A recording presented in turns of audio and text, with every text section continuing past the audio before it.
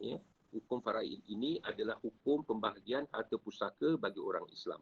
Jadi kita kena faham, ya, kerana kita selalu berdoa, ya, kita ini orang Islam, kita selalu berdoa kita dimatikan dalam Islam. Ya, kita dimatikan dalam Islam, kita dimatikan dalam iman, kita dimatikan, ya, dalam keadaan yang baik, husnul khatimah. Jadi maka oleh sebab itu maka kita kena memahami, ya, antara perkara-perkara yang kita akan tinggalkan ialah harta pusaka, ya, harta pusaka yang akan kita tinggalkan, maka ianya, ya, perlu dibahagikan, diagi-agikan mengikut hukum faraid, iaitu hukum pembahagian harta pusaka bagi orang Islam. Baik. Jadi sebelum memulakan perkongsian ini, marilah kita sama-sama buka, ya, perkongsian ini dengan bacaan surah Ummul Kitab. Kita niatkan pahala bacaan tersebut, kita sedekahkan kepada sekian umat Islam, muslimin dan muslimat yang telah meninggal dunia, terutamanya ahli-ahli keluarga kita dan khususnya kepada kedua ibu bapa kita. Al-Fatihah. A'udzubillahi minasyaitonirrajim. Bismillahirrahmanirrahim. Alhamdulillahi Rabbil Alamin. Ar-Rahmanir-Rahim. Maliki Yawmiddin. Iyyaka na'budu wa iyyaka nasta'in.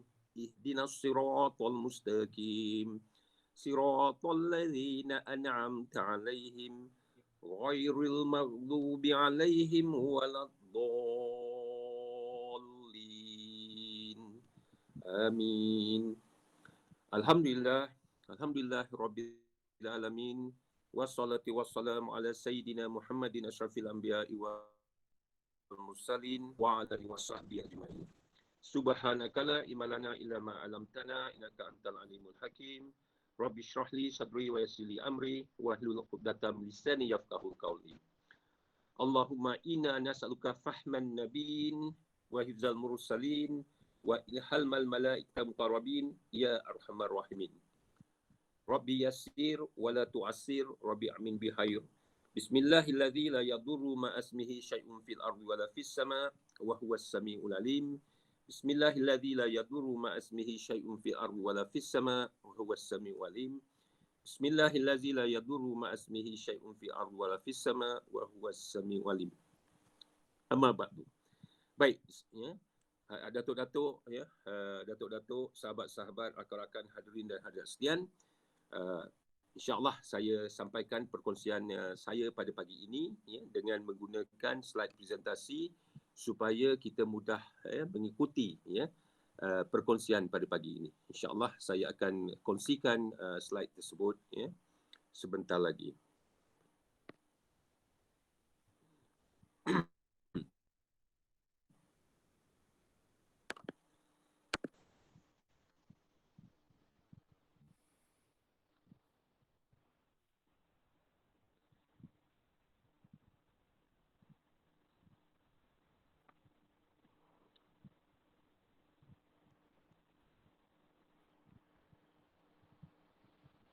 Baik. Tajuk yang pertama dalam siri 5 siri fahami faraid, tajuk yang pertama ialah pengenalan, iaitu apakah itu faraid, ya. Tajuk yang kedua nanti insya-Allah, ya, siapakah waris-waris, ya, faraid kita, itu siri fahami faraid yang kedua. Fahami faraid yang ketiga, berapakah bahagian-bahagian waris berhak kita. Yang keempat adalah siapakah yang menghabiskan bahagian-bahagian faraid, pembahagian faraid kita. Dan yang terakhir, bagaimanakah, ya, pembahagian faraid ini dilaksanakan. Jadi sekurang-kurangnya seperti yang saya terangkan tadi, ya, yang dimaklumkan juga oleh sahabat saya Ustaz Abdul Rahim, bahawa siri fahami faraid untuk orang awam ini adalah, ya, dijangkakan merangkumi sekurang-kurangnya 5 series, ya, ataupun 5 perkongsian pada setiap hari Khamis insya-Allah. Baik. Tanpa membuang masa, izinkan saya, ya, berkongsi, ya, tajuk ini bermula dengan pengenalan ilmu faraid itu sendiri. Apakah itu faraid, sahabat-sahabat, ya, rakan-rakan, datuk-datuk, hadirin dan hadirat sekalian yang dirahmati Allah? Faraid ini, ya, kalau mengikut dari segi bahasa, ianya adalah apa yang dimaksudkan ketentuan ataupun ketetapan ataupun ianya adalah satu yang wajib, yang wajib, yang perlu dilaksanakan. Jadi itu kalau dari segi bahasanya. Tetapi dari segi pengertian syaraknya, ianya adalah ketetapan berkaitan dengan pembahagian harta pusaka seseorang Islam yang telah meninggal dunia, dan dia tidak meninggalkan wasiat sebelum kematian dia ni. Dia tak ada wasiat, tak ada wasiat maksudnya dia tidak ada meninggalkan pesanan-pesanan, tidak ada yang bertulis maupun lisan, ataupun dia tidak ada hibah dan sebagainya, Maka bagaimanakah pembahagian itu perlu dilakukan? Maka pembahagian itu perlu dilakukan mengikut apa yang dipanggil hukum pembahagian. Dan hukum pembahagian itulah dia panggil hukum faraid. Jadi sahabat-sahabat, datuk-datuk, datin-datin, hadirin dan hadirat sekalian yang dirahmati Allah, kena faham bahawa faraid ini, bila sebut faraid ini, dia ada pelbagai maksud. Contohnya, jika seorang itu mengatakan saya mempelajari faraid, saya mempelajari bermakna dia belajar ilmu faraid. Ilmu apa? Ilmu tentang pembahagian harta pusaka. Harta pusaka bagi orang Islam. Kalau seseorang itu mengatakan saya membuat pengiraan faraid, bermakna dia membuat pengiraan tentang ketetapan pembahagian-pembahagian harta pusaka orang Islam itu, dan kemungkinan besar pengiraan yang dilakukan itu menggunakan apa yang dipanggil ketetapan ataupun menggunakan pecahan-pecahan nisbah-nisbah faraid yang ditetapkan. Jadi inilah kekeliruan yang selalu berlaku, selalu berlaku di luar sana, terutamanya bagi orang-orang awam, bila dia kata, bila ada kematian dia akan kata kami waris-waris ni tak mahu mengikut harta pusaka ini dibagikan mengikut faraid. Itu adalah satu kesilapan yang besar, amat besar kesilapan bila kenyataan itu dibuat. Kami tak mahu ikut faraid, harta pusaka ini diagihkan ikut faraid. Kalau tak dibahagikan ikut faraid, nak bagi ikut macam mana? Sebab faraid itu, makna yang sebenarnya adalah pembahagian harta pusaka. Jadi kalau dia kata dia tak nak ikut pembahagian harta pusaka, kan dia nak ikut apa? Itu yang pertama. Dan yang kedua, hukum faraid ini pelaksanaannya nanti saya akan terangkan bahawa bagi orang Islam, bagi harta pusaka orang Islam, pelaksanaannya adalah wajib. Hukum pelaksanaan melaksanakan pembahagian harta pusaka yang ditinggalkan oleh orang Islam, adalah wajib mengikut hukum faraid, iaitu hukum pembahagian yang ditetapkan oleh syarak. Jadi wajib. Bila dia kata dia tak nak ikut cara faraid, ikut pembahagian faraid, maka dia tak nak ikut syarak. Itu yang kita takut tu. Jadi dia tak nak ikut syarak, dia nak ikut mana? Dan kalau kita faham nanti, saya akan rujuk ayat-ayat Al-Quran, lagi menakutkan apabila kita mengatakan kami tak mahu ikut faraid, pembahagian faraid, kita menolak apa yang ditetapkan oleh Allah SWT. Yang ditetapkan oleh Allah SWT dalam ayat 11, permulaan ayat 11, yang berbunyi, A'udzubillahi minasyaitonirrajim. Yusikumullah auladikum. Allah mewasiatkan kepada kamu. Allah mewasiatkan kepada kita ni, pembahagian-pembahagian ni, pembahagian hukum faraid ni, Allah wasiatkan kepada kita. Allah yang berikan kepada orang Islam. Maka bila kita kata kami tidak mahu ikut faraid, maka kita telah menolak Allah SWT. Kita telah menolak Islam. Secara tidak langsung, dengan tanpa kita sedari, perkataan itu menyebabkan kita telah keluar daripada Islam. Jadi pada sahabat-sahabat perunding, rakan-rakan perunding di dalam ini, kena faham, apabila kita dengar prospek-prospek ataupun pelanggan-pelanggan kita, ya, ataupun orang awam di luar sana yang mengatakan dia tidak mahu, waris-warisnya tidak mahu mengikut hukum faraid, maka betulkanlah, ya, perbetulkanlah, ya, percakapan itu dengan cara yang penuh berhemah, ya, bukan keajahimah, ya, penuh berhemah, dengan mengatakan bahawa faraid itu adalah sebenarnya adalah hukum pembahagian harta pusaka bagi orang Islam. Ya. Jadi dia dipanggil hukum faraid. Hukum pembahagian. Faraid itu adalah pembahagian. Jadi ia adalah hukum pembahagian harta pusaka orang Islam. Ya. Jadi itu yang kita kena faham yang pertama. Jadi, ya, satu lagi perkara yang kita kena faham ialah baginda Nabi SAW, ya, banyak meninggalkan hadis-hadis, ya, banyak meninggalkan hadis-hadis berkaitan ilmu faraid ini, ya. Ya, antara hadis, ya, yang bermaksud yang dikongsikan di atas ini ialah daripada hadis riwayat Imam Al-Hakim Al-Bahaqi rahimahullah, dan diriwayatkan daripada Abu Hurairah, sahabat baginda Nabi radhiyallahu an, ya, Abu Hurairah radhiyallahu an, sahabat baginda Nabi sallallahu alaihi wasallam. Apa maksud hadis tersebut? Pelajarilah ilmu faraid dan ajarkan ia kepada orang lain. Kerana sesungguhnya ilmu faraid ini adalah sebahagian daripada ilmu yang banyak, tetapi malangnya ia adalah ilmu yang dilupakan dan ia adalah ilmu yang mula-mula dicabut dari umatku. Ya. Jadi ada sambungan sebenarnya hadis tersebut diriwayatkan oleh Imam Ahmad pula, sambungan dia, ya, sehinggakan apabila, ya, berlakunya perselisihan antara dua orang berkaitan harta pusaka, maka tidak ada seorang pun yang boleh mendamaikan mereka. Ya. Jadi itu sambungan daripada ayat, tetapi malangnya ia adalah ilmu yang dilupakan dan ia adalah ilmu yang mula-mula dicabut dari umatku. Ya. Apabila ilmu ini dicabut, bermakna pewarisan harta pusaka ini, pembahagian harta pusaka ini, ya, akan dilakukan mengikut sesuka hati, maka, ya, ramailah waris-waris nanti yang akan memakan harta-harta yang batil, harta-harta yang haram. Ya.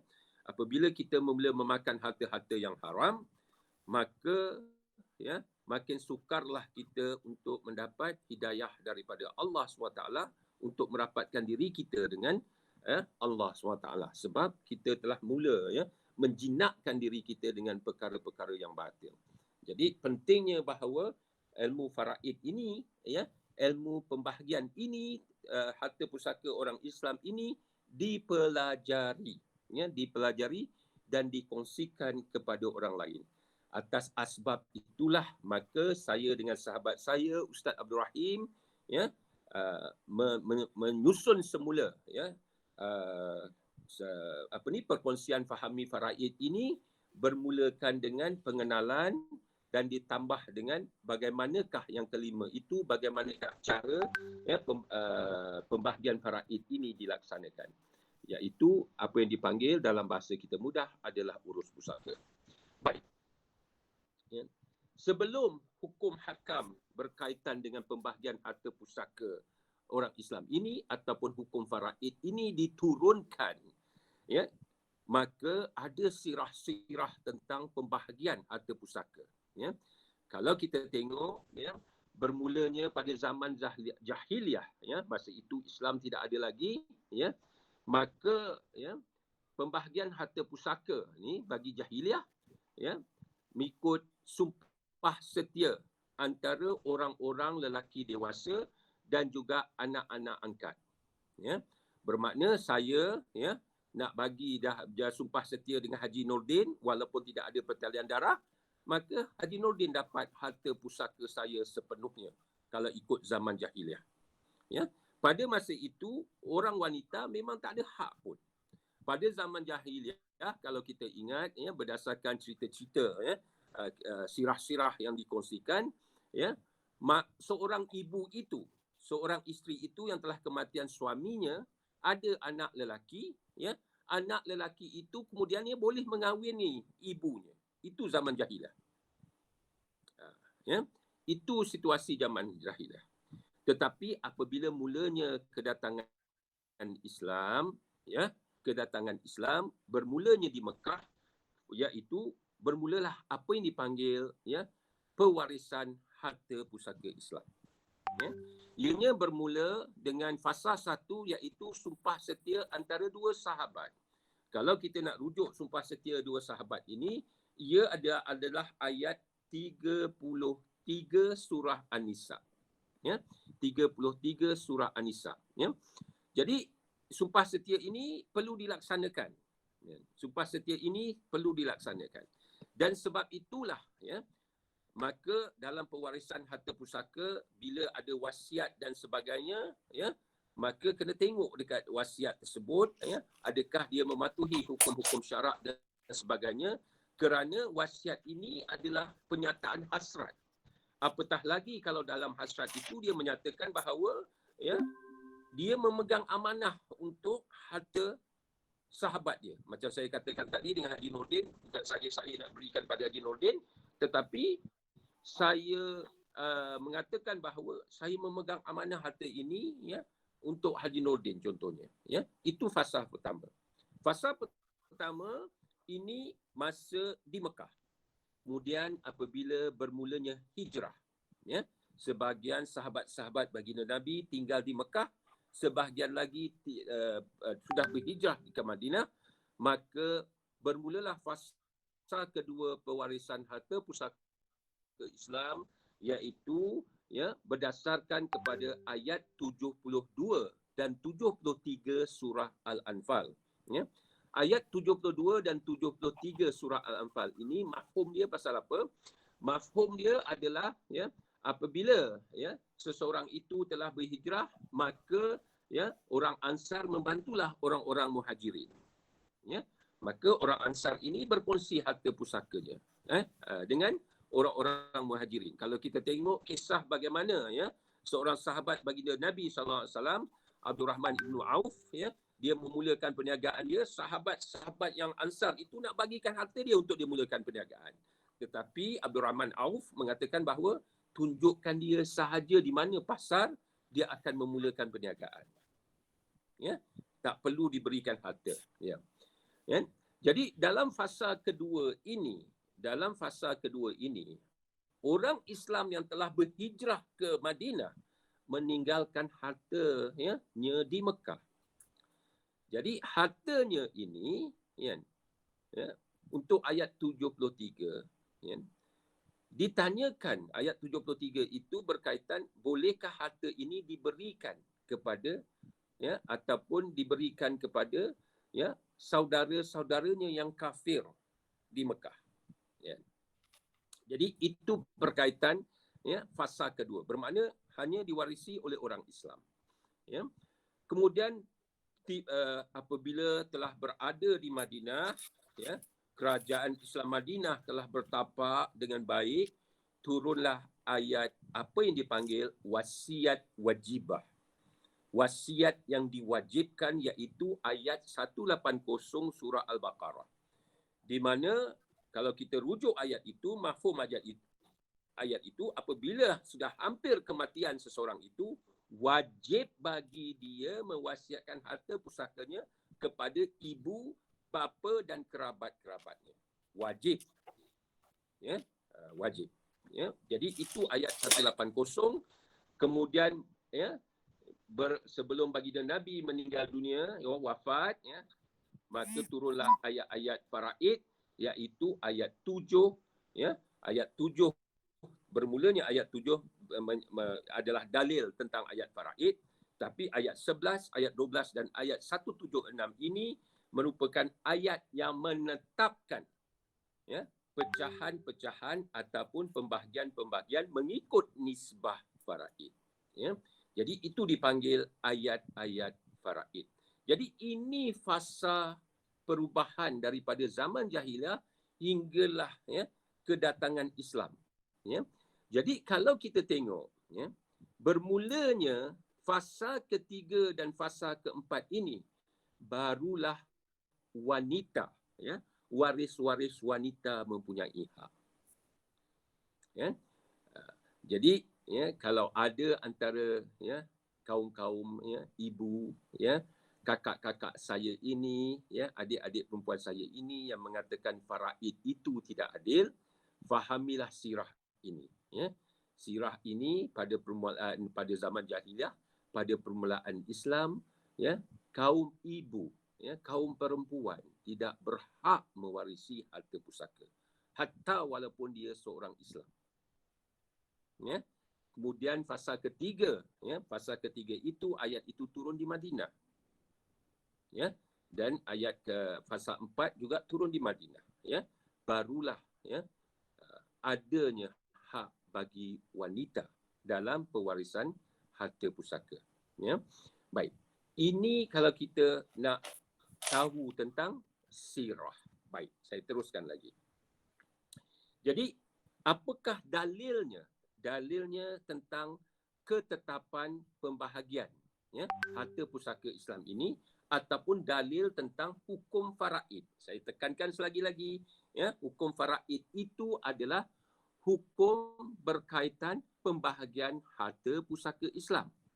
Ya, bila kita sebut hukum faraid, hukum pembahagian harta pusaka, dia bukan nisbah ataupun pecahan-pecahan pembahagian.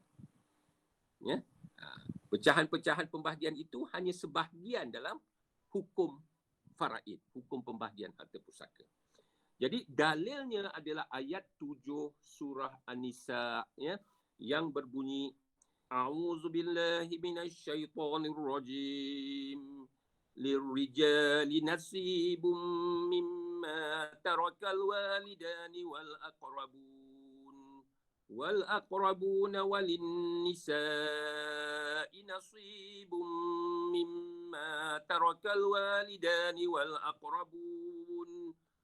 aqrabun mimma qalla minhu aw kathur nasiban mafruḍa.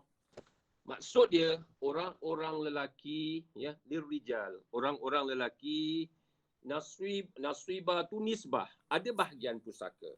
Ya, mimma tarakal walidani wal aqrabun, dari peninggalan ya ibu bapa, wal aqrabun dan kerabat. Walin nisa'i nasibum tu, dan orang-orang perempuan pula ada bahagian pusaka. Mimma tarakal walidani wal aqrabun, dari peninggalan ibu bapa dan kerabatnya.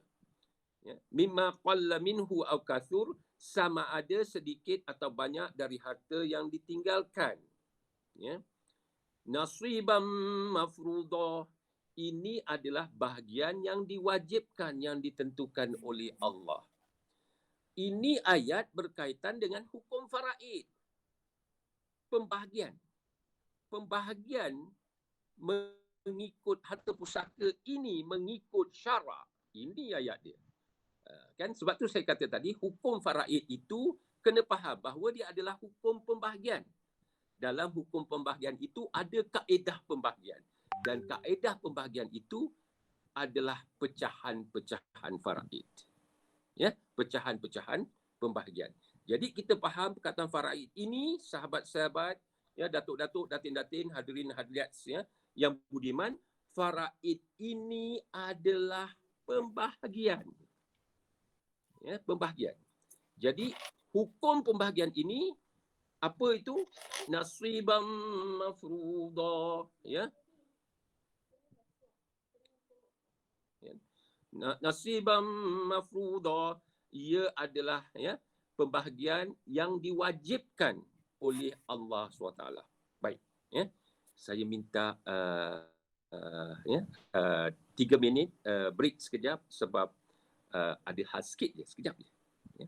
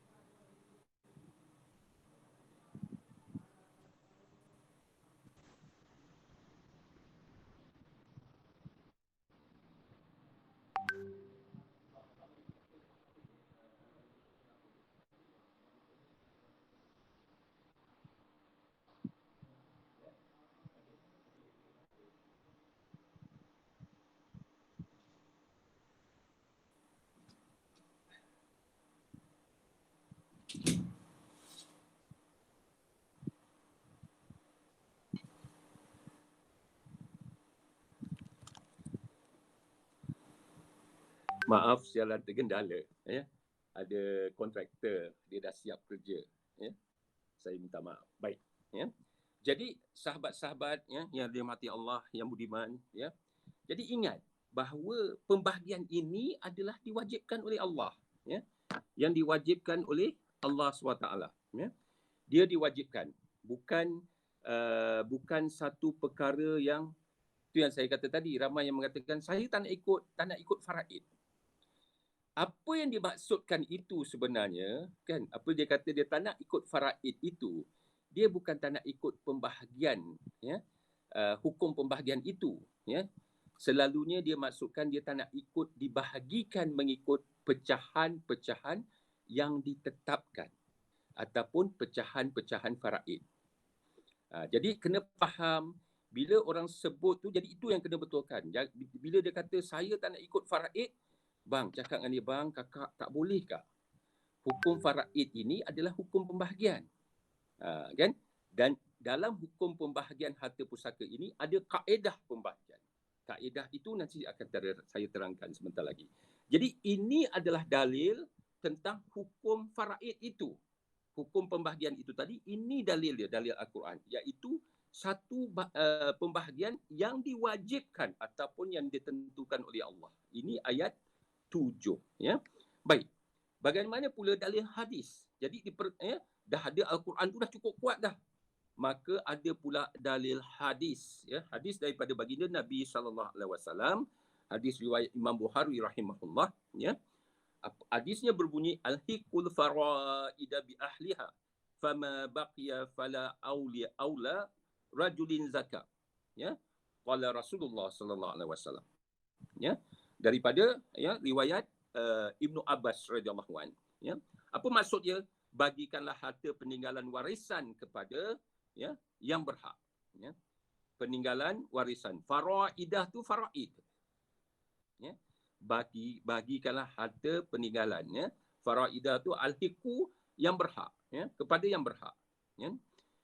Dan yang tersisa itu menjadi hak laki-laki paling utama. Ini disebabkan hadis ini juga adalah dalil apa yang saya katakan tadi, siapakah waris-waris berhak yang akan menghabiskan bahagian-bahagian, ya, pembahagian, ya, secara hukum faraid, iaitu orang-orang lelaki lebih diutamakan, ya.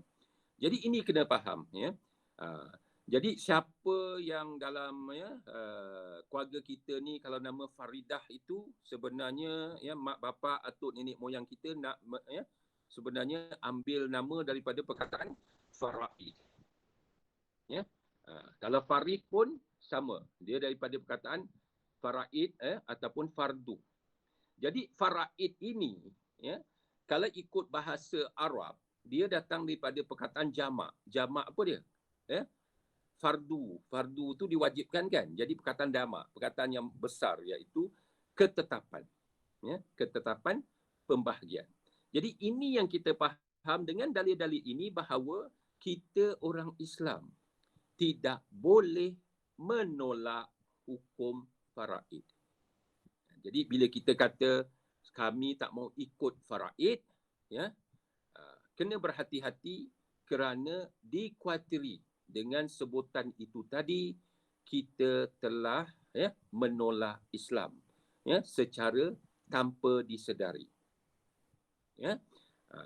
Jadi kena faham bahawa faraid itu makna yang besarnya adalah hukum pembahagian, ya. Bila kita sebut hukum faraid, hukum pembahagian harta pusaka, ya. Baik.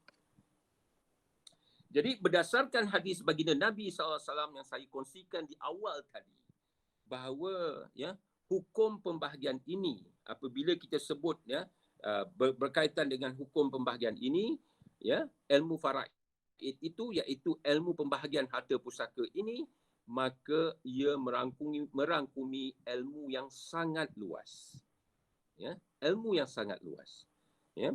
Yang pertamanya, kalau ambil sebelah kanan sekali, ilmu hisab ataupun ilmu matematik, kerana ada pecahan-pecahan yang ditetapkan, apa yang dipanggil pecahan-pecahan faraid. Bila kita sebut pecahan-pecahan faraid itu, perkataan faraid itu ya adalah tetap, ditetapkan. Jadi pecahan-pecahan yang ditetapkan. Sebab tu kita panggil pecahan-pecahan faraid. Ya, bila sebut pecahan, dia berkaitan dengan ilmu hisab. Ya. Jadi dalam hukum faraid, hukum pembahagian ini, maka ada perkara-perkara wajib yang perlu diselesaikan sebelum pembahagian itu diagihkan kepada waris-waris. Jadi hukum pembahagian ini luas. Ya. Sebelum antara bahagian yang dibahagikan yang terakhir sekali kepada waris. Tetapi sebelum itu ada pembahagian ya ke atas perkara-perkara yang wajib diselesaikan bagi si mati. Apa dia? Yang pertama adalah kos pengubian si mati. Itu ya, gunakanlah harta pusaka dia. Selesaikan, jangan ada hutang. Ya, kos pengubian ya, gali kubur ya, ya, gali kubur dan sebagainya itu ya, cuma tak termasuk kos ya mengadakan majlis tahlil. Majlis tahlil itu bukan perkara wajib. Perkara wajib apa? Mandikan dia, ya, kapankan dia, solatkan dia, kebumikan dia. Ya. Dan upah sembahyang solat ni pun bukan ya kena bayar upah sebab mensolatkan jenazah ini adalah fardu kifayah. Ya. Jadi upah tu tak dipakai harta pusaka si mati. Ya. Jadi bila menyelesaikan perkara wajib ini, maka kita kena faham. Yang pertama tadi kos pengubian. Yang kedua hutang-hutang. Hutang-hutang yang diutamakan, yang pertama yang kena diselesaikan adalah hutang-hutang kepada Allah. Jadi antara hutang-hutang kepada Allah ialah zakat. Dah selesai ke? Ya? Kafarah ya? Dah selesai ke? Ya?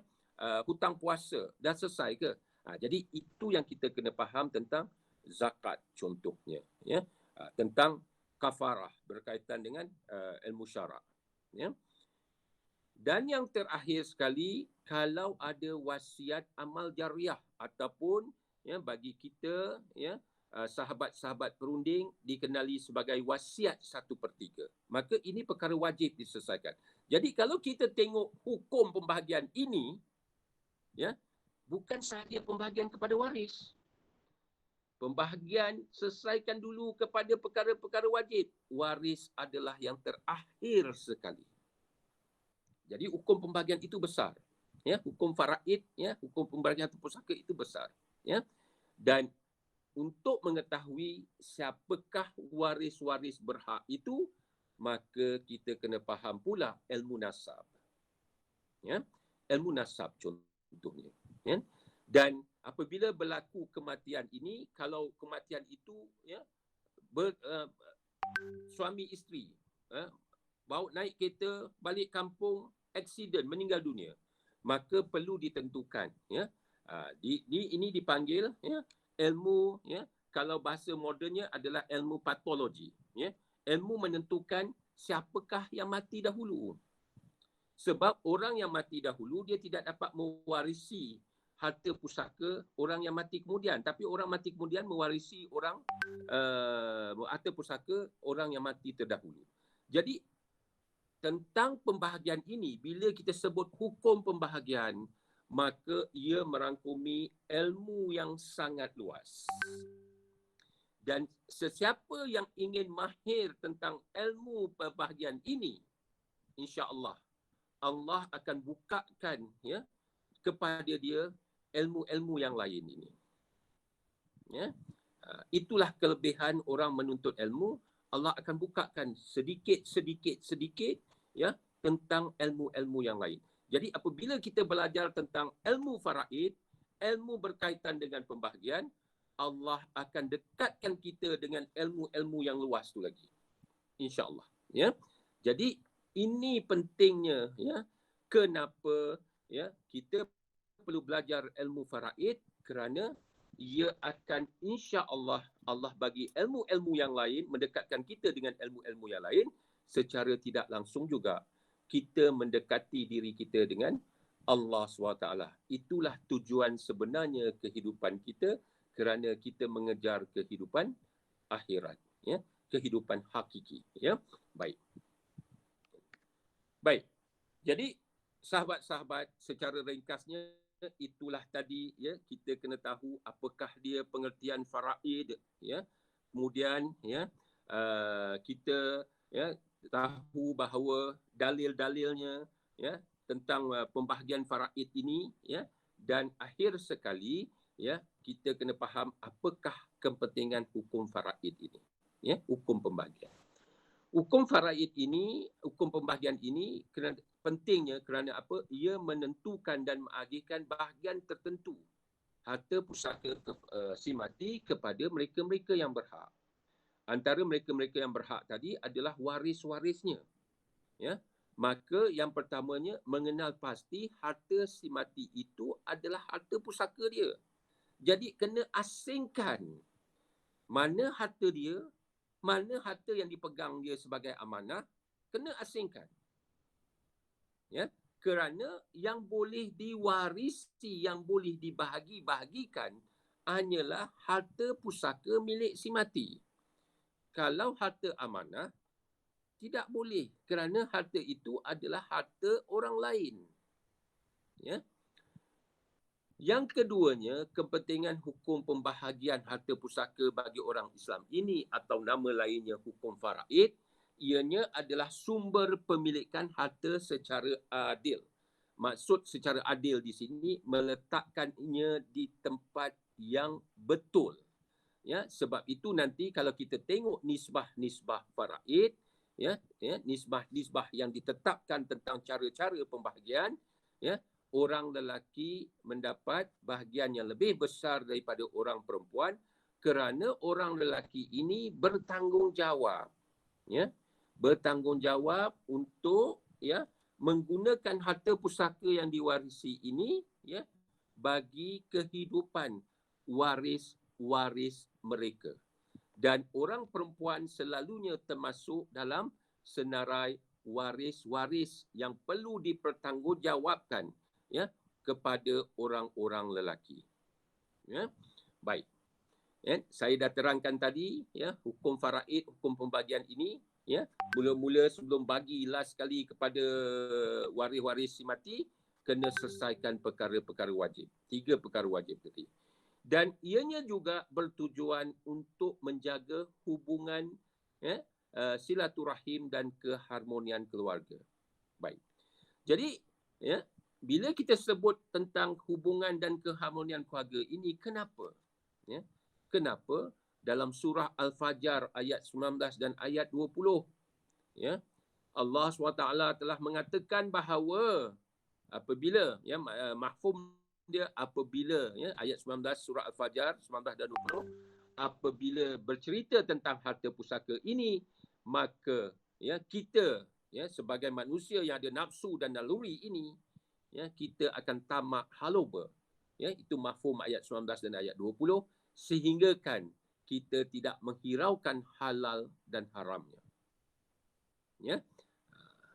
Jadi sebab itu Allah turunkan seantara hikmah pembahagian ini. Kenapa Allah turunkan khusus ya pembahagian harta pusaka ini ialah ya supaya menjaga hubungan dan keharmonian keluarga ya, bermakna inilah cara-cara ya bagaimana nak bahagikan. Kalau tak bersetuju ikut ketetapan yang ditetapkan oleh Allah SWT iaitu menggunakan nisbah-nisbah pecahan faraid. Jadi kalau kita tengok hukum pembahagian ini secara ya, ringkasnya, Islam itu mementingkan ya supaya pewarisan harta pusaka ini juga ya kita mewarisi harta-harta pusaka yang halal. Kerana daripada harta pusaka yang halal ini besar kemungkinan kita jual, daripada hasil jualan itu akan kita gunakan untuk memberi makan minum kepada anak-anak kita, waris-waris kita dan sebagainya. Maka Islam sangat mementingkan ya hatta tentang harta pusaka ini pun ya mewarisi harta pusaka yang halal. Jadi sebab itulah ya natijah turunnya hukum pembahagian harta pusaka orang Islam ini ataupun nama lainnya hukum faraid ini supaya harta pusaka yang kita warisi ini juga adalah halal. Kita tidak memakan harta-harta yang batil. Kita tidak memakan harta-harta yang haram. Ya, Allahu a'lam. Baik. Jadi sahabat-sahabat, ya, dalam apakah itu faraid ini, topik apakah itu faraid ini, ya, dia ada kaedah-kaedahnya. Sebelum kita pergi cara kaedah-kaedahnya tentang hukum hakam kaedah tersebut, maka perlulah kita faham apakah akan terjadi, ya, sahabat-sahabat yang beriman, ya, datuk-datuk, datin-datin, hadirin dan hadirat sekalian yang dirahmati Allah, apakah terjadi kepada harta kita apabila kita meninggal dunia. Ini kena faham. Ya. Untuk itu kita kena faham apakah itu harta dan apakah itu pusaka. Ya. Harta ini ialah setiap benda yang halal yang kita miliki yang ada nilai. Ya. Nilainya, ya, setengah asatizah, setengah-setengah ustaz dan ustazah mengatakan bahawa 5 sen, kerana dengan 5 sen itulah kita boleh dapat satu, ya, kalau bayar 5 sen dapat mungkin satu gula-gula contohnya. Ya. Jadi saya menggunakan 1 sen kerana duit 1 sen lagi, 1 sen ini masih lagi diedarkan. Ya. Dan bila dikumpulkan masih lagi laku. Ya, cuma tidak ada barangan yang harganya 1 sen sekarang lah. Ya, tapi ada barangan yang harganya RM12.99 contohnya kan. Bermakna duit 1 sen itu masih lagi laku. Sebab itu saya kata semua benda yang nilainya, yang kita miliki secara halal, yang nilainya 1 sen itu adalah harta pusaka. Harta. Baik. Kita dalam keadaan COVID ini, kita membeli pelitup muka kan. Kita membeli pelitup muka. Itu perkara yang, ya, perlu kita sentiasa sentiasa adalah, terutamanya apabila kita keluar, ya. Macam saya ni kalau keluar saya akan bawa 2 pelitup muka, ya.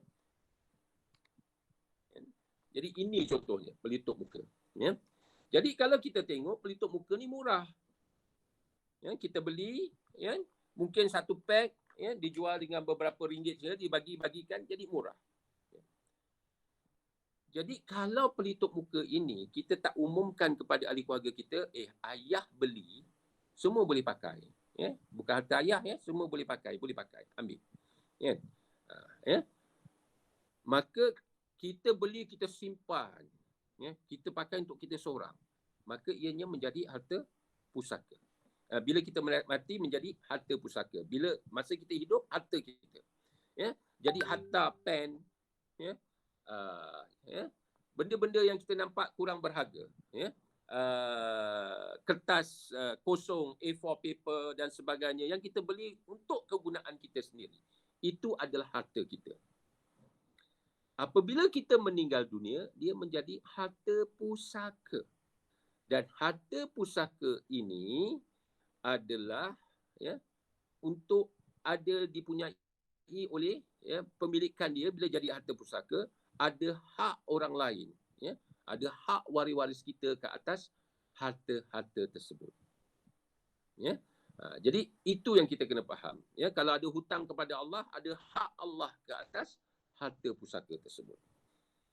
Ya. Jadi ini yang kita kena faham. Jadi harta adalah sesuatu yang berharga yang nilainya sama ada 1 sen, itu definisi saya. Asatizah yang lain mengatakan 5 sen dan ke atas, yang dimiliki oleh seseorang itu secara halal. Dan apabila dia meninggal dunia, harta yang dimiliki itu dinamakan, yang dimiliki secara halal itu adalah harta pusaka. Ya. Jadi dia kena miliki semasa dia hidup. Ya. Bila dia mati, harta tu ada lagi, menjadi harta pusaka. Ya.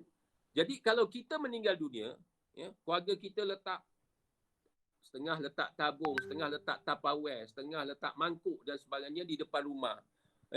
Orang yang datang ziarah letak duit dalam tu. Itu bukan harta pusaka. Ya. Bukan harta pusaka yang ditinggalkan oleh si mati. Itu adalah hadiah kepada waris, ya, si mati. Ya. Kepada, ya, ahli keluarga si mati. Ya. Hadiah. Ya. Hadiah secara umum dia tinggalkan. itu bukan harta pusaka. Jadi contohnya khairat kematian, sedekah orang ramai, ya, pampasan kematian daripada majikan, ya, pampasan kematian daripada pekeso dan sebagainya, itu bukan harta pusaka si mati. Ianya adalah pemberian daripada orang ramai ataupun organisasi tersebut untuk digunakan, dimanfaatkan oleh waris-waris si mati, terutamanya adalah waris-waris utama.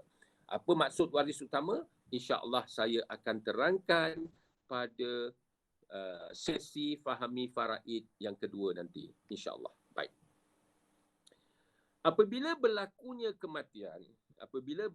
kematian, ya, harta yang dimiliki tadi menjadi harta pusaka, ya, si mati, dan ada hak orang-orang lain, ada hak organisasi, ya. Kalau ada hutang kepada Allah, ada hak yang perlu diselesaikan kepada Allah, maka harta pusaka itu tadi dibekukan. Bila disebut dibekukan ini, ya, yang pertamanya kena faham dibekukan dari segi syarak. Dari segi syarak dia dibekukan. Tak boleh digunakan maksud dia. Nak gunakan, minta izin daripada waris-waris. Ya, jangan nampak selipar si mati, sarung je sebab nak pergi solat subuh contohnya. Nak pergi solat Jumaat Zuhur, sarung je. Ya. Maka, ya, kita telah menggunakan harta yang batil.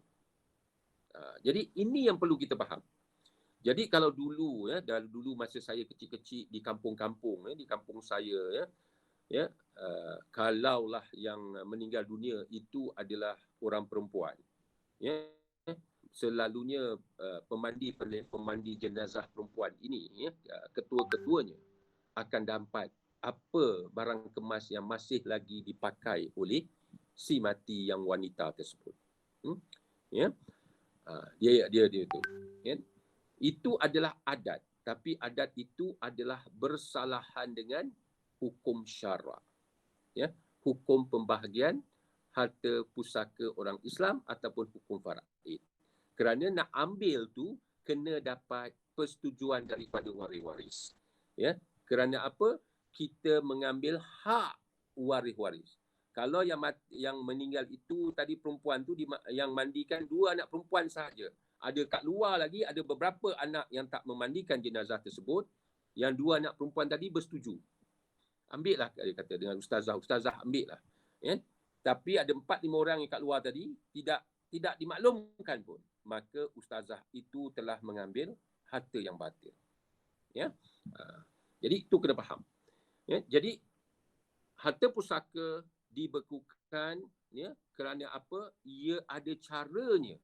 Ada kaedah-kaedahnya, ya, dalam pembahagian. Ya. Baik.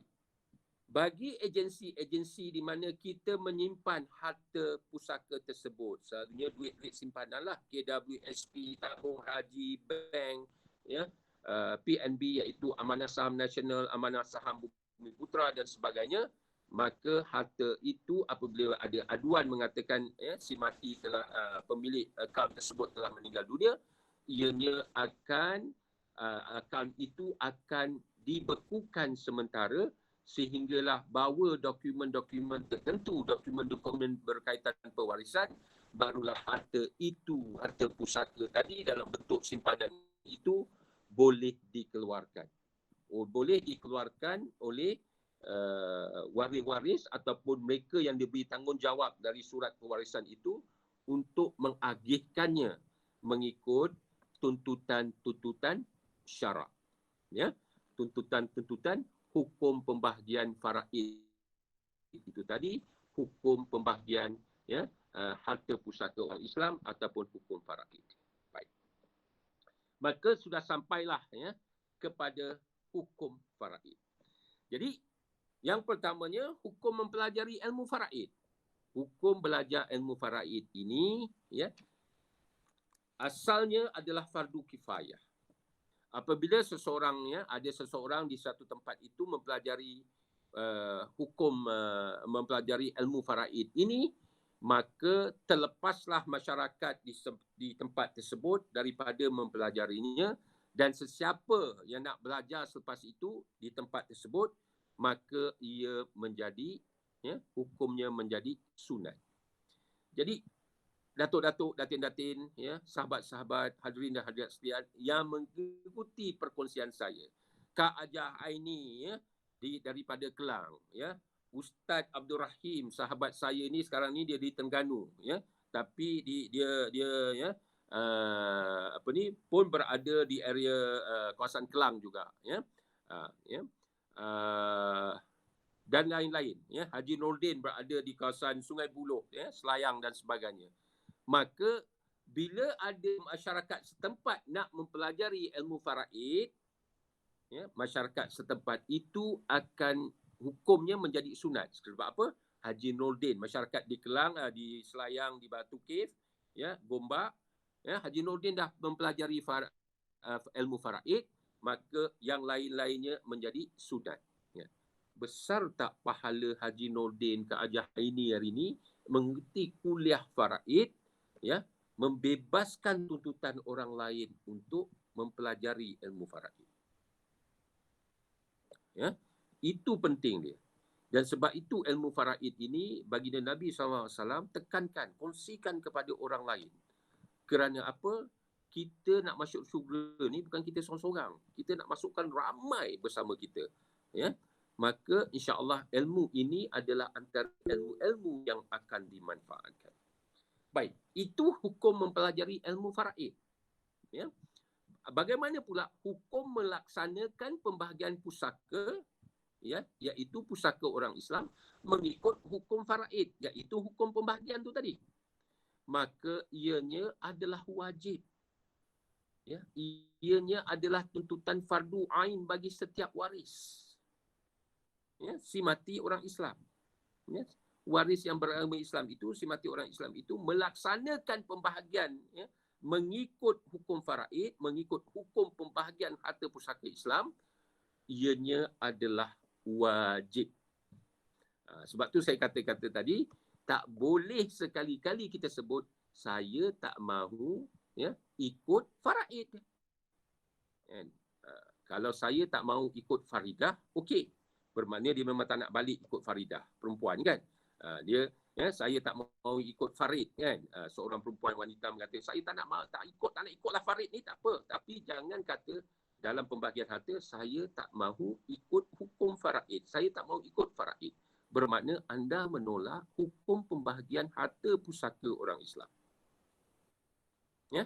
Dan kaedah pembahagian harta pusaka orang Islam ini ada dua kaedah. Yang pertamanya mengikut ketetapan nisbah ataupun pecahan yang ditetapkan. Dipanggil faraid. Nisbah pecahan faraid. Maksud dia, apa dia? Nisbah pecahan yang ditetapkan. Ditetapkan oleh apa? Ditetapkan oleh Allah ayat 11, ayat 12 dan ayat 176. Dan yang kedua, mengikut kesepakatan ataupun muafakat waris-waris. Dalam bahasa Arabnya taharruj. Kesepakatan muafakat waris-waris. Ini dibenarkan. Ini kaedah pembahagian harta pusaka. Ini kaedah pembahagian dalam hukum faraid. Dua kaedah pembahagian. Satu, mengikut nisbah pecahan yang ditetapkan, iaitu pecahan-pecahan faraid, ayat 11, ayat 12, ayat 176 surah An-Nisa, dan juga mengikut kesepakatan ataupun muafakat waris-waris. Jadi kalau ada orang sebut saya tak mau ikut faraid ni, perbetulkanlah baik-baik. Mungkin apa yang dimaksudkan dia nak ikut kaedah kesepakatan. Dalam kaedah kesepakatan ini sebenarnya untuk pelaksanaan dia nanti saya akan tunjukkan bahawa perlu ada kefahaman tentang nisbah dan pecahan faraid. Nisbah ataupun pecahan faraid itu perlu ada, perlu penerima tu untuk yang mengatakan saya sepakat, bersetuju ikut cara pembahagian sama rata. Perlu faham nisbah dan pecahan faraid dahulu. Baik. Jadi kenapa hukum melaksanakan pembahagian harta pusaka orang Islam ini mengikut hukum faraid ini wajib? Ia bersandarkan kepada dalil ayat 7 tu tadi, ya, yang berbunyi lil rijali nasibum mimma tarakal walidani wal aqrabun, ya, ayat 7. Lepas tu kita tengok pula ayat 11. Ayat 11 berbunyi, ya, a'udzubillahi minasyaitonir rajim, ya, yusikumullah auladikum, Allah mewasiatkan, ya, kepada kamu. Permulaan ayat 11. Allah mewasiatkan kepada mak kamu. Apa dia? Hukum-hukum tentang pembahagian. Jadi itu adalah dalil-dalil yang mengatakan bahawa ianya adalah wajib. Ya, ianya adalah wajib. Ya.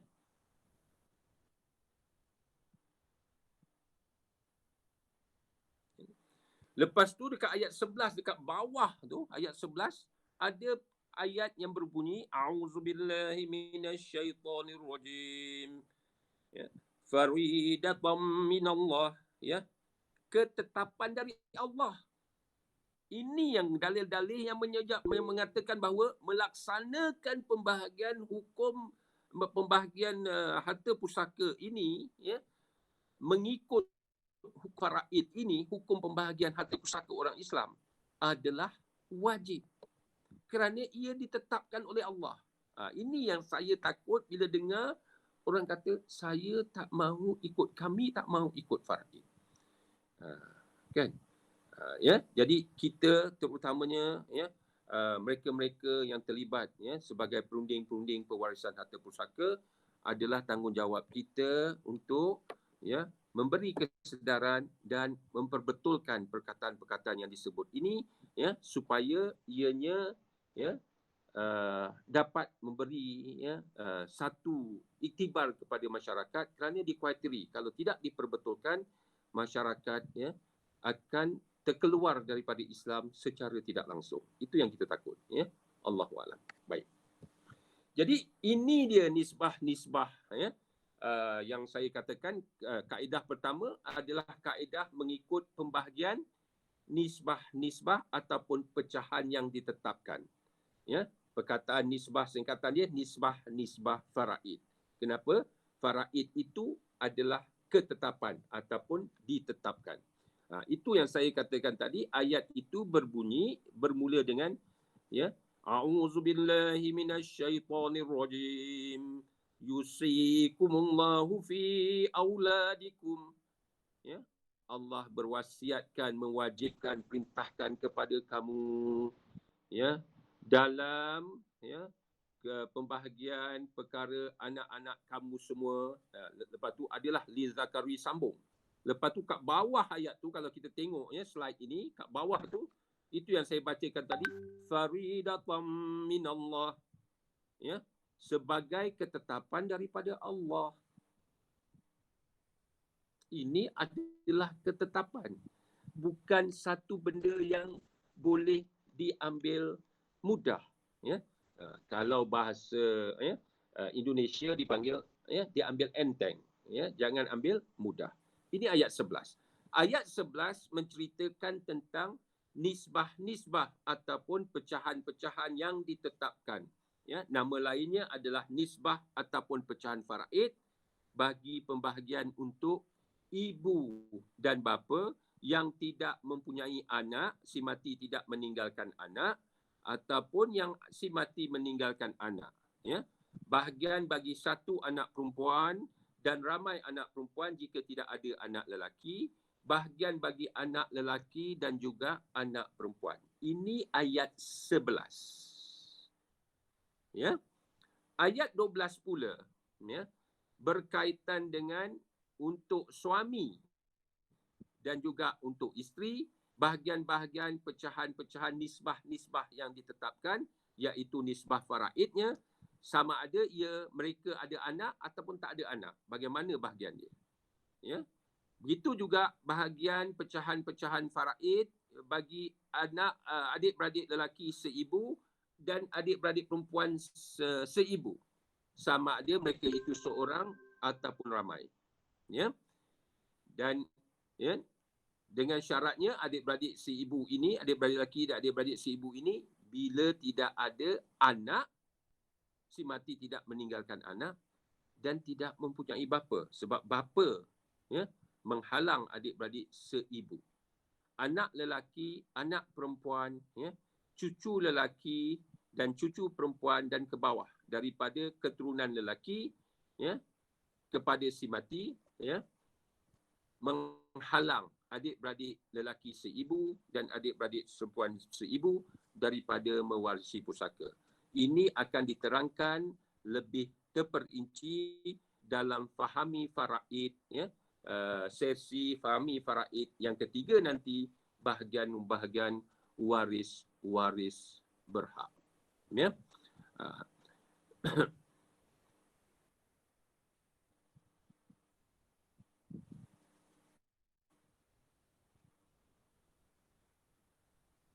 Okey, ya. Dan kita tengok di ayat 12 ni. Ayat 12 ni ada lagi dalil yang mengatakan bahawa ketetapan hukum faraid ini ya adalah wajib dilaksanakan. Apa dia ayat dia? Ayat terakhir tu. Wasiyatan minallah, dekat ayat terakhir yang bawah tu. Wasiyatan minallah, sebagai wasiat ataupun ketetapan dari Allah. Jadi hukum faraid ini, hukum pembahagian harta pusaka orang Islam ini, ya, Allah tekankan ayat 7. Ayat 11 dua kali. Ayat 12 Allah tekankan lagi sekali bahawa ini adalah ketetapan daripada aku, Allah SWT. Ya, bukan aku Dato' Amin ya. Ya, aku itu adalah Allah SWT. Ya, baik. Jadi ini yang mengatakan pelaksanaan pembahagian ya, harta pusaka orang Islam mengikut dua kaedah itu. Sama ada kaedah menggunakan nisbah ataupun pecahan-pecahan yang ditetapkan, atau nama lainnya pecahan faraid, ya, ataupun yang kedua menggunakan kaedah muafakat, adalah ya, perkara yang datangnya daripada Allah, yang ditetapkan oleh Allah, maka hukumnya adalah wajib. Ya. Dan nisbah, bahagian nisbah yang ketiga pula, ya, nisbah pecahan faraid, ianya adalah ayat 176 surah An-Nisa berkaitan dengan pembahagian nisbah-nisbah ataupun pecahan-pecahan faraid ya, bagi adik-beradik perempuan seibu sebapa, ya, adik-beradik perempuan sebapa, adik-beradik lelaki seibu sebapa dan adik-beradik lelaki sebapa. Ya. Ini semua diterangkan dalam ayat ya 176 surah An-Nisa. Ya. Ya, surah An-Nisa, ya. Dan kalau kita tengok pula di ayatnya ya, ayat ini ya, di penghujung ayat ini ya, di penghujung ayat ini ya, di bawah itu kalau kita tengok ya, a'udzubillahi minasyaitonir rajim, yubayyinullahu lakum an tadhillu, ya, yubayyinullahu lakum an tadhillu, Allah menerangkan hukum ini bagi kamu supaya kamu tidak sesat. Ya, maksud tidak sesat tu tak makan harta yang batil lah. Ya. Jadi kat sini yang menunjukkan bahawa inilah dalil-dalil yang mengatakan bahawa pelaksanaan ya hukum pembahagian mengikut hukum faraid ini, hukum pembahagian harta pusaka ini adalah wajib. Ya. Kerana apa? Ya. Ianya diletakkan dalam Al-Quran ya, di tempat-tempat ya, berkaitan dengan pembahagian-pembahagian ya, harta pusaka, iaitu ayat 7, ayat 11, ayat 12 dan ayat 176. Ya, ayat 176. Baik. Baik. Dan Daripada itu tadi, ya, itu yang saya katakan kaedah pembahagian itu ada dua. Ya. Hukum pembahagian harta pusaka iaitu hukum faraid membenarkan kaedah pembahagian dengan dua cara. Dua kaedah. Apa dia? Satu, berdasarkan pecahan-pecahan faraid. Nak dapat pecahan-pecahan faraid ini di mana? Ayat 11, ayat 12, ayat 176. Ya, yang saya kongsikan sebentar tadi. Ataupun yang kedua, mengikut kaedah kesepakatan ataupun muafakat. Ya. Nampak? Kalau tengok kat carta tu, dia tajuk kat situ, ya, hukum faraid boleh menggunakan muafakat waris ataupun takharuj. Maksud hukum faraid itu adalah hukum pembahagian. Tapi syarat nak mendapatkan, syarat sah melaksanakan, ya, pembahagian secara takharuj ini, secara muafakat ataupun kesepakatan waris, ialah yang pertamanya, penerima pusaka semuanya waras fikiran. Kalau ada, ya, penerima yang OKU, unsound mind, ya, unsound mind, ya, nak mudah unsound mind ni adalah orang gila lah, ya, ya. Itu nak mudah.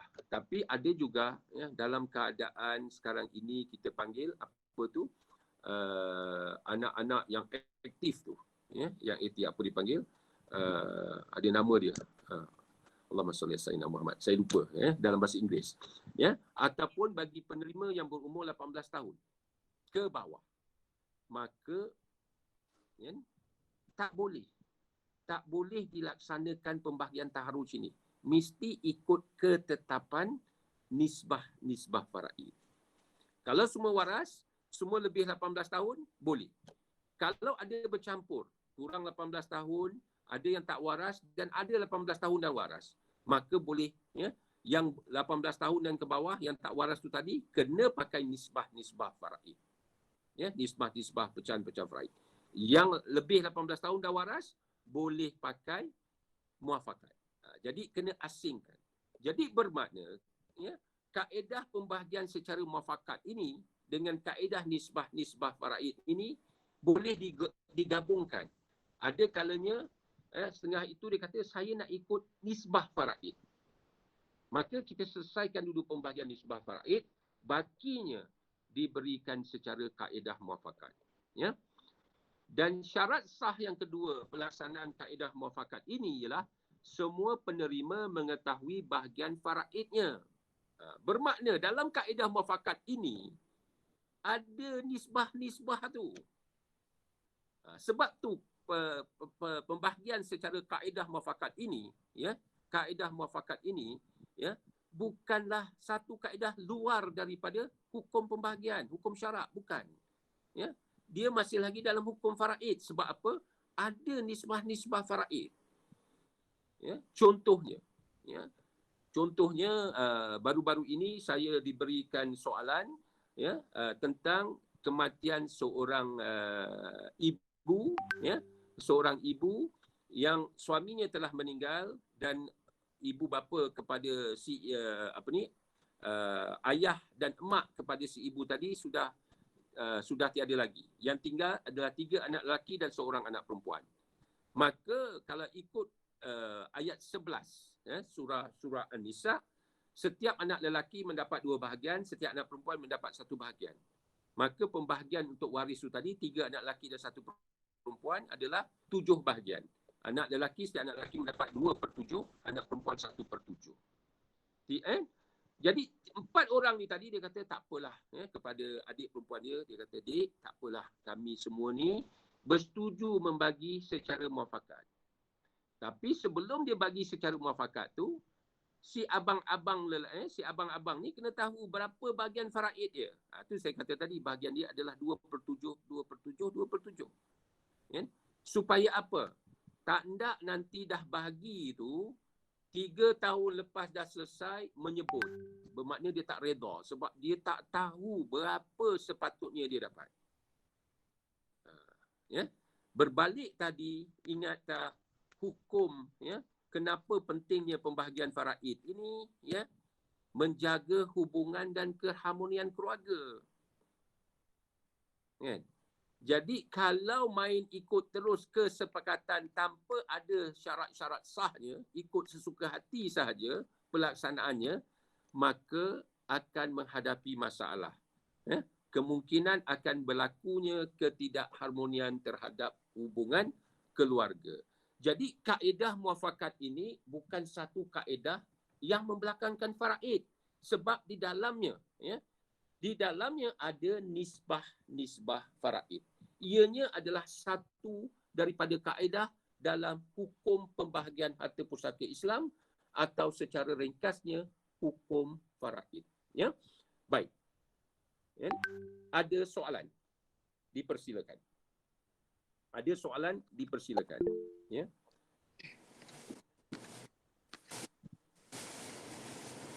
Assalamualaikum Datuk. Waalaikumsalam warahmatullahi. Saya nak buat soalan sebab apa bila akak tahu yang hukumnya yang di bahagian lelaki tu tadi 2/3. Sebenarnya kan apa yang minggu lepas yang hari Jumaat tu. Hari apa akak ada bagi soalan yang pasal pinjam mangkuk barang atau pusaka mak ayah kan. Bila saya tahu benda tu tapi terkena pada diri akak jugalah, suami akak. Sebab apa masa arwah mak dia meninggal dan ayah dia meninggal, barang dalam rumah semua tak ada. Habis. Bila kita orang balik semua tak ada. Baik. Habis semua. Yang kami dapat cuma Allah Muhammad je. Gambar Allah Muhammad je yang kami dapat. Bila akak cerita balik dengan suami akak mengatakan di bahagian 2/7 apa semua, suami akak kata apa? Apa jadi dengan adik-beradik dia tak berpakat dengan dia? Dia pun tak tahu. Lepas tu? Itulah apa yang harus kami buat. Baik. Okey. Dia begini. Ya, untuk yang ini berlaku kepada suami Kak N kan? Baik. Kami suami Kak N ini kerana benda dah berlaku, demi menjaga silaturahim tu tadi Kak N, lepaskan dengan redha. Ya. Bila sempat berjumpa ataupun melalui WhatsApp, okeylah apa yang telah berlaku tentang pembayaran harta pusaka ni, kalau boleh dilepaskan dengan redha, lepaskan dengan redha. Kerana kalau tidak nak menuntut balik tu akan hadapi masalah. Ya. Jadi kalau tanya saya, lepaskan sahaja dengan redha. Ya, lepaskan sahaja dengan redha, insya-Allah ya, suami Kak N akan dapat keberkatan. Ya, keberkatan. Lepaskan dengan redha supaya mereka ini tidak memakan harta-harta yang batil. Kalau suami Kak N tak lepaskan dengan redha, maka mereka adik-beradik itu tadi terus memakan harta yang batil. Ya, itu yang kita tak mahu. Ya, Allahu a'lam. Patutlah masa yang kami yang dapat tahulah. Kami tak tahu. Akak pun banyak yang tak tahu. Bila akak masuk dalam pewarisan ni, akak rasa banyak benda faham yang akak faham lah. Sebab apa masa adik-adik dia ambil barang-barang mak dia tu, dia kata dia mengadu dengan kami lah. Dia kata macam-macam benda bunyi dekat rumah dia. Sampai adik perempuan tu buang baju kain batik mak dia. Baru masa tu saya pun tak tahulah apa yang jadi kan. Kata diorang tak tahu menau. Tak tahu apa semua. Tu je akak jawab. Bila dah tahu benda mungkin agaknya tak tahu apa nak cakap kan. Diorang ambil semua barang-barang mak dia, apa pinggan mangkuk, baju, kain batik, apa semua diorang ambil. Semua kata akhirnya akak balik tu rumah tu dah kosong, tak ada apa. Sampailah rumah habis runtuh macam tu. Papanya dijual pula dekat adik yang bongsu. Ya, jadi itulah Kak N, itu jalan penyelesaian ya. Okeylah, tak apalah. Jadi sebenarnya ya, di akhir zaman ini bagi mereka yang memakan harta yang batil ya, kita nampak dia punya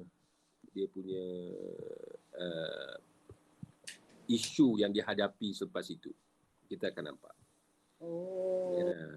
Faham. Ya. Baik. Kan? Ada soalan lain? Sebab saya dah kat penghujung ni, ada sikit je lagi saya nak tu. Ya. Ya. Baik. Ya. Okey, kalau tak ada, saya teruskan lagi. Ini adalah kitab-kitab ataupun buku-buku yang dicadangkan untuk bagi mereka yang nak mendalami ilmu faraid ini, ya, menggunakannya. Ya. Ya. dia sebenarnya kalau mereka yang dah selesai mendalami kitab ataupun buku yang ditulis, dikarangkan oleh Ustaz Hilmi Hanis bin Muhammad, seorang ustaz muda ya, berumur dalam penghujung 30-an, 38, 39 tahun ini, ya, tahun telah mengarang buku ini, dan dia minta sama-sama ya saya membaca, yang beri komen dan sebagainya. Ya, dan seorang lagi itu adalah juga guru saya, ya, Ustaz Muhammad Khushairi, ya, yang itu buku ringkas, buku panduan ringkas. Yang Ilmu Faraid ini tebal. Yang karangan Ustaz Khushairi ini 42 muka surat. Yang karangan Ustaz Ustaz Hilmi Hanis sebanyak 324 muka surat. Ya. Jadi ya, kalau dah selesai baca, faham kitab ataupun buku karangan Ustaz Hilmi Hanis ini, ya, bolehlah membaca kitab-kitab yang lain, ya. Antara kitab rujukan selepas itu yang patut ditelaah ialah yang ditulis oleh Ustaz ataupun Tuan Haji Wan Abdul Halim, ya. Tuan Haji Wan Abdul Halim, dia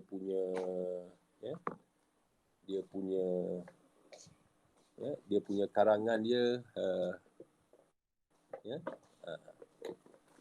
ini dia punya karangan dia, ya. Nampak tak ini dia, tajuk dia adalah pengurusan dan pembahagian harta pusaka, ya. Kenapa saya suruh rujuk ya kepada, setelah baca Ustaz Hilmi dan Ustaz Khushairi ini, Ustaz Hilmi dan Ustaz Khushairi menulis dari segi ilmu faraid. Ya, dari segi ilmu faraid, ya. Sementara Ustaz Tuan Haji Wan Abdul Halim Wan Harun, dia menulis datang daripada dirinya sebagai hakim dan juga peguam syar'i. Dia hakim bicara pejabat pusaka kecil, ya, dan selepas itu, ya, selepas dia keluar daripada pejabat pusaka kecil, dia mendalami ilmu perundangan, dia menjadi peguam syar'i. Jadi cara dia menulis kitab ini atau buku ini adalah berdasarkan kes-kes pusaka. Ya, kes-kes pusaka. Jadi dia combinekan ilmu faraid dengan kes-kes pusaka, menyebabkan kalau ya sahabat-sahabat terus baca yang ini, ya, hadirin dah terus baca buku ini yang jumlah muka suratnya adalah 531 muka surat, ya. Nanti sahabat-sahabat, ya, hadirin dan hadirat sekalian akan berpindah-pindah sebab dia datang daripada pengurusan pusaka. Dia bukan datang daripada ilmu faraid. Ya, pengurusan pusaka ni bila satu kes tu bercampur aduk dengan nisbahnya, bercampur aduk dengan tuntutan perundangan sivilnya, kan. Jadi bila dia tulis tu, baca nanti akan alamak, kenapa macam ini. Nanti kita yang baru mendalami ilmu faraid ni akan kata ilmu faraid ni macam gini ke? Dia bukan, ya. Sebab ilmu faraid itu tadi luas, kan saya katakan. Termasuklah tuntutan berkaitan dengan macam mana nak daftarkan harta yang diwarisi itu tadi, harta hartanah, ya, dalam sistem perundangan sivil. Ya, baik. Jadi ini dua buku yang dirujuk, ya, yang saya cadangkan untuk anda merujuk sebelum pergi kepada buku Ustaz Wan Abdul Halim. Ya, buku Ustaz Hilmi Hanis ni di pasaran harganya RM30. Ya. Buku kecil panduan ringkas ilmu faraid daripada Ustaz Muhammad Khushairi ini harganya RM10. Ya, RM10. Ya, kalau di pasaran. Baik, ya, ini kalau nak dapat buku dia, ya. Baik. Jadi kita telah sampai ke penghujung kepada tajuk pada hari ini, perkongsian pada hari ini untuk perkongsian seterusnya, ya. Maka kesimpulan pada hari ini ialah, ya, apakah itu faraid? Ya, faraid ialah pembahagian harta pusaka bagi orang Islam. Dia adalah asas pewarisan harta pusaka. Ya, asas pewarisan harta pusaka bagi orang Islam. Jadi faraid. Ya. Baik, ya. Siti Hamisah minta slide. InsyaAllah saya akan kongsikan. Ya. Mempelajari ilmu faraid itu adalah fardu kifayah bagi mereka yang memulakan di kawasannya, ya, dan menjadi hukumnya sunat bagi mereka-mereka yang menuruti selepas itu. Ya. Hukum melaksanakan faraid bagi pewarisan harta pusaka orang Islam adalah wajib. Maksudnya hukum melaksanakan faraid itu hukum melaksanakan pembahagian harta pusaka, ya, yang berdasarkan hukum syarak, ya, berdasarkan ketetapan, ya, bagi pewarisan harta pusaka orang Islam ini adalah wajib. Jadi bila kita sebut hukum faraid saja, ianya adalah hukum pembahagian harta pusaka orang Islam. Ya, tujuan hukum faraid iaitu tujuan hukum pembahagian harta pusaka kepada orang Islam ini sebenarnya adalah amat baik sekali. Ya. Antaranya adalah pemilikan harta pusaka yang adil dan mengelakkan kita mewarisi memakan harta-harta yang batil. Ya. Dan hukum faraid, hukum pembahagian harta pusaka orang Islam ini membenarkan dua kaedah pembahagian, iaitu kaedah pembahagian mengikut ketetapan nisbah. Nisbah yang ditetapkan ataupun dipanggil nisbah faraid. Dan yang kedua adalah pembahagian secara muafakat ataupun takharuj. Di mana dalam pembahagian secara muafakat itu, ya, waris-waris yang bersetuju untuk pembahagian secara muafakat itu kenalah tahu, ya, berapakah nisbah faraid, ya, untuk dia, ya, nisbah faraid untuk dia.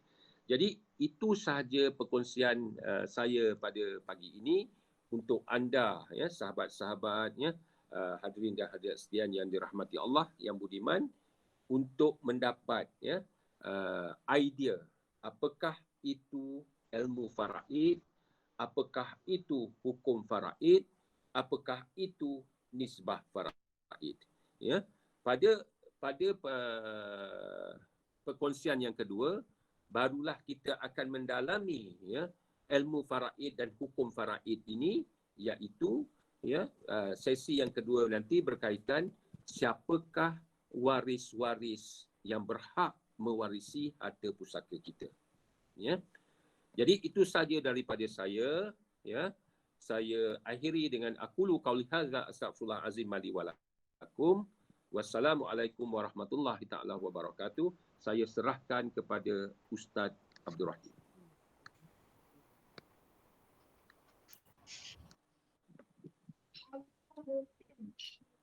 Alhamdulillah, jazakallahu khairan katsira kepada tuan guru kita penyampaian pada pagi ini yang lebih melapangkan masa, dan juga kepada semua hadirin yang